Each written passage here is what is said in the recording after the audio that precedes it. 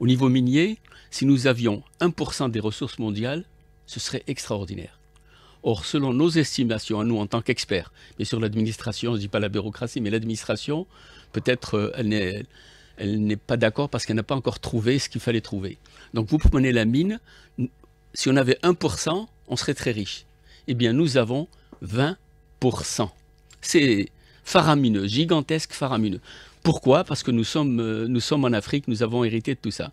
Donc au niveau mine, il faut absolument, il ne faut pas réfléchir. Je dis honnêtement, il faut arrêter. Nous sommes tous des, entre guillemets, bien sûr, patriotes. On veut pas qu'il y ait un seul dollar qui sorte du bled, tout ça, du pays. Mais, par exemple, vous prenez le code la mine, eh bien, il y a des codes miniers qui sont devenus universels. Ou bien, on prend ces codes miniers dans les grandes lignes, ou bien personne ne vient.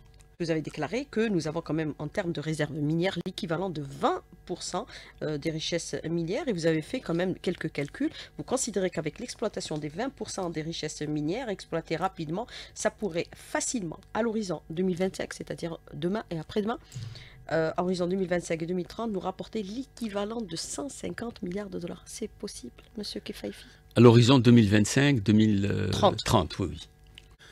Oui, l'opportunité est j'allais dire, unique, en ce sens que, premièrement, nous accusons un retard très important en matière d'industrialisation, de réindustrialisation, mais aussi, et c'est la chance, une chance, j'allais dire, presque divine, on rentre dans un nouveau cycle économique mondial et régional. Ce nouveau cycle, qui est connu en économie, c'est le cycle de Kondryatchev. Tous les 60 ans, il y a les technologies nouvelles, la demande nouvelle, le monde qui passe du monopolaire au multipolaire actuellement.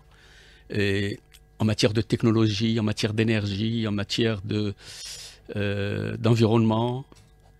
Donc pour nous, c'est une chance extraordinaire. Ça, c'est le côté positif, si vous voulez. C'est les menaces extérieures à transformer en opportunités. Par exemple, nous avons le plus gros gisement. Enfin, j'en parle pas beaucoup parce que il y a une image négative, c'est l'uranium. L'uranium, l'administration croit que nous avons 26 000 tonnes. C'est faux. Nous avons 70 milliards de tonnes. Mais ce n'est pas l'uranium qui m'intéresse, c'est le thorium. Le thorium n'est pas fissile, il est fertile. Donc, il fabrique pas de choses négatives ou autres.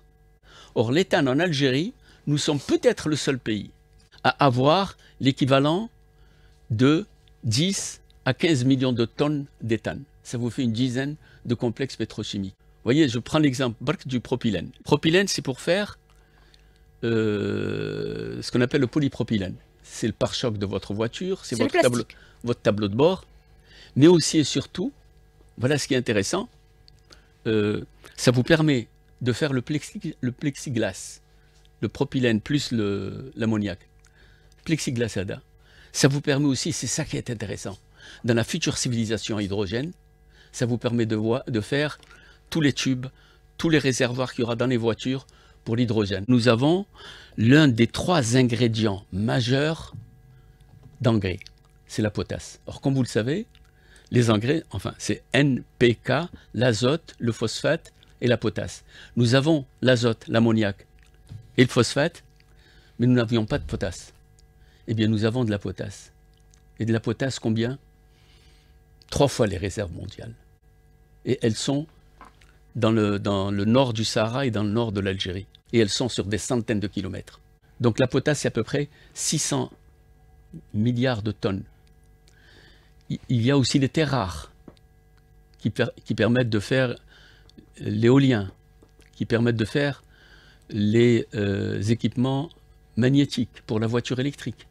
Eh bien, les terres rares, nous sommes les premiers au monde avant les Chinois.